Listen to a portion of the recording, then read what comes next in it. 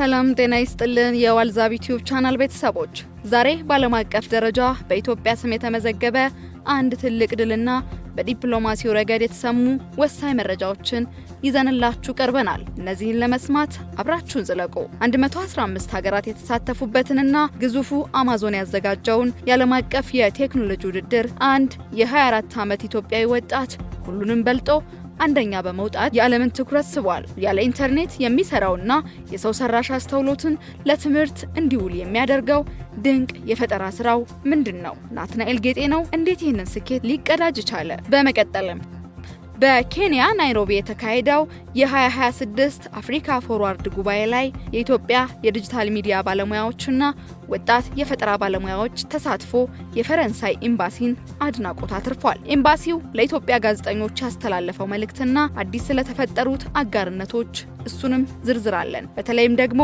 በቲክቶከር ብሩክ ኒውስና በጋዜጠኛ ኤልያስ መሰረት የፈረንሳይ ኤምባሲ ምን አይነት መግለጫ ሰጠ?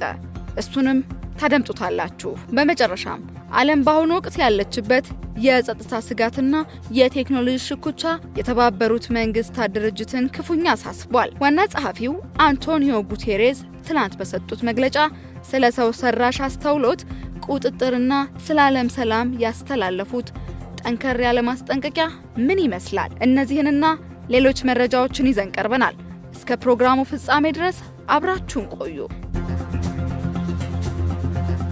ናትናኤል ጌጤ ነው የተባለ የ24 ዓመት ኢትዮጵያዊ ወጣት ሰሞኑን አማዞን ባዘጋጀው ዓለም አቀፍ የቴክኖሎጂ ውድድር አሸናፊ ሆኗል።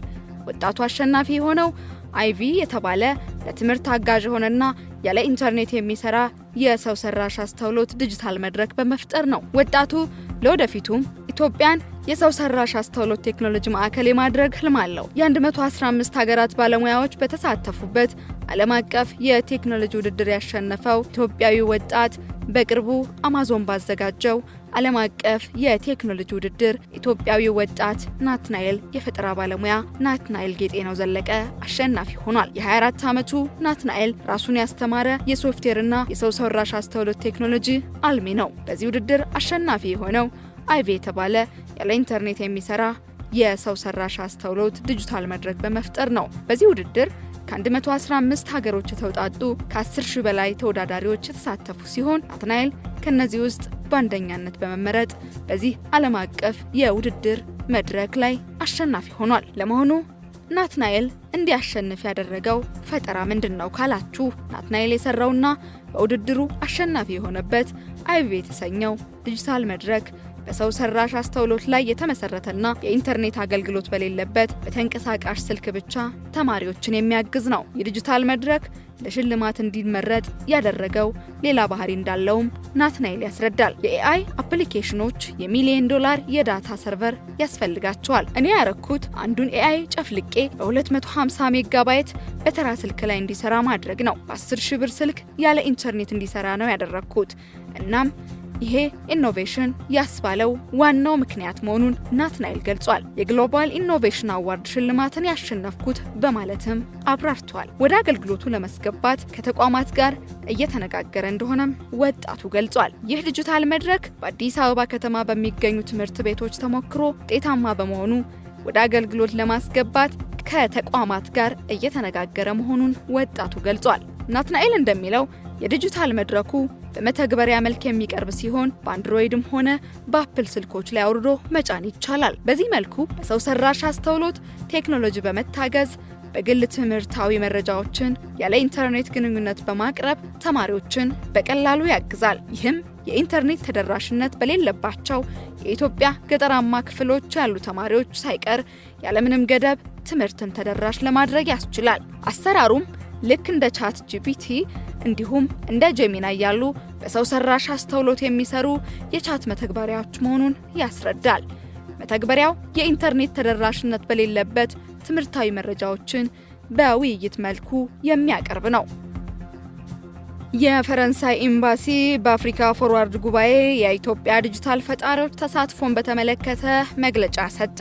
በኢትዮጵያ የፈረንሳይ ኤምባሲ ለጋዜጠኛ ኤልያስ መሰረት በላከው ምላሽ የኢትዮጵያ ጋዜጠኞች ለህዝብ ግንኙነትና መረጃ የሚያበረክቱትን አስተዋጽኦ ሙሉ በሙሉ እንደሚያከብር ገልጿል። ይህንን መግለጫም ለመስጠት የፈለገው ባለፈው ቀን የአፍሪካ ፎርዋርድ ጉባኤ በኬንያ ናይሮቢ የተደረገ ሲሆን በዚህም ኢትዮጵያን በመወከል ቲክቶከር የሆነው ብሩክ ኒውስ ተሳትፎ ነበር። በዚህም ጋዜጠኛ ኤልያስ መሰረት ሀሳቡን አጋርቶ ነበር። ኤምባሲው መግለጫውን የሰጠው በፈረንሳይና በአፍሪካ መካከል አዳዲስ አጋሮችን ለመፍጠር ታስቦ በተዘጋጀው አፍሪካ ፎርዋርድ ጉባኤ ላይ የኢትዮጵያውያንን ተሳትፎ አስመልክቶ ነው። የብሩክ ኒውስ ተሳትፎ ኤምባሲው በመግለጫው ላይ እንዳለው ከሆነ የዲጂታል መረጃ ፈጣሪ የሆነው ብሩክ ኒውስ በጉባኤው ላይ መሳተፉን ገልጾ ተሳትፎ ያስገኘውን ውጤት እንዲህ ሲል አብራርቷል። ብሩክ ኒውስ በኢትዮጵያ የዲጂታል ሚዲያ ተጠቃሚዎች ዘንድ ከፍተኛ ተደራሽነት ያለው በመሆኑ ነው።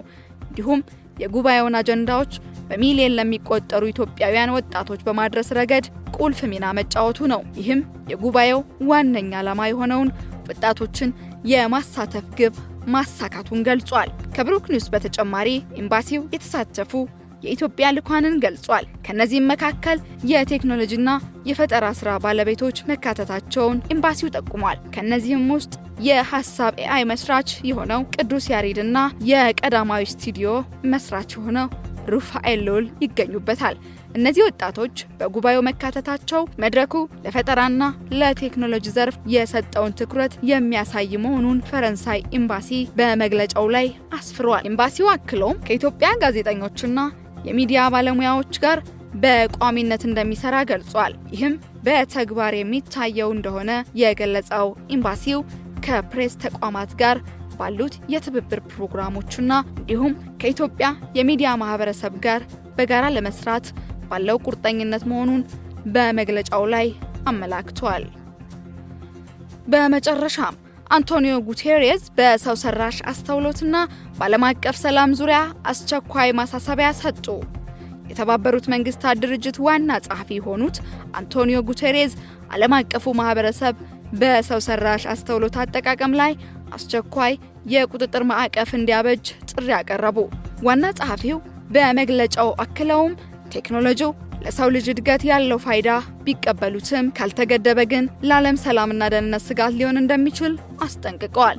የቴክኖሎጂ ቁጥጥር የህግ ማዕቀፍ ያስፈልገዋል ያሉት ዋና ጸሐፊው የሰው ሰራሽ አስተውሎት ስርጭት ከቁጥጥር ውጭ የሆነ መምጣቱን ጠቁመው ቴክኖሎጂው የሰው ሐሳብ መረጃዎችን ለማሰራጨትና ግጭቶችን ለማቀጣጠል እንዳይውል መንግስታት በጋራ እንዲሰሩ አሳስበዋል። ቴክኖሎጂው የሰውን ልጅ ሊያገለግል እንጂ የሰውን ልጅ ሊመራ አይገባም ሲሉ አጽንኦት ሰጥተዋል። በተለያዩ የዓለም ክፍሎች የሚታዩ ግጭቶች እንዲቆሙና ሰብአዊ ድጋፎች ያለምንም እንቅፋት እንዲቀርቡ ዋና ጸሐፊው ጠይቀዋል። በተለይም በታዳጊ ሀገራት የሚታዩ የጸጥታ ችግሮች በውይይትና በዲፕሎማሲያዊ መንገድ እንዲፈቱ ጥሪያቸውን አቅርበዋል። ባለጸጋ ሀገራት ለአየር ንብረት ለውጥ ተጋላጭ የሆኑ ታዳጊ ሀገራትን ለመርዳት የገቡትን ቃል እንዲፈጽሙ ጉቴሬዝ አሳስበዋል። የአየር ንብረት ቀውስ አሁንም ለዓለም ሕልውና ቀዳሚው ስጋት መሆኑን ገልጸው የካርቦን ልቀትን ለመቀነስ የሚደረገው ጥረት እንዲፋጠንም ጠይቀዋል። ዋና ጸሐፊው በመግለጫቸው ማብቂያ ላይም ዓለም አቀፉ ማህበረሰብ ከመቼውም ጊዜ በላይ አንድነት እንዲኖረውና ለወደፊቱ ትውልድ አስተማማኝ ዓለምን ለማስረከብ በጋራ እንዲቆም ጥሪ አቅርበዋል። የተከበራችሁ የዋልዛብ ተከታታዮች ለዛሬ ያዝናቸው መረጃዎች እነዚህን ይመስሉ ነበር። ኢትዮጵያዊ ወጣት ናትናኤል ጌጤ ነው በዓለም አቀፍ መድረክ ያስመዘገበው ድል ለሁላችንም ኩራት ከመሆኑ ባለፈ ከደከምንና ከጣርን የማይሳካ ነገር የለም የሚል ትልቅ ትምህርት የሰጠበት ነው። በሌላ በኩል የአንቶኒዮ ጉተሬዝ ማሳሰቢያና የፈረንሳይ ኤምባሲ መግለጫዎች ዓለማችን በቴክኖሎጂና በዲፕሎማሲው ዘርፍ ወዴት እየተጓዘች እንደሆነ አመላካች ናቸው።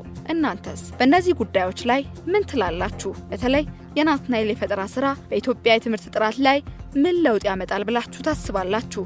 ሐሳባችሁን በኮሜንት መስጫው ላይ አጋሩን። ቪዲዮውን ከወደዳችሁት ላይክ በማድረግ ለሌሎች እንዲደርስ አድርጉ። እንዲሁም በየቀኑ አዳዲስና ወቅታዊ መረጃዎች እንዲደርሷችሁ ቻናላችንን ሰብስክራይብ ካላደረጋችሁ አሁኑኑ አድርጉ። የደውል ምልክቷን መጫን እንዳትረሱ። ስለተከታተላችሁን ከልብ እናመሰግናለን። በሌላ ዝግጅት እስክንገናኝ ድረስ ሰላም ቆዩን።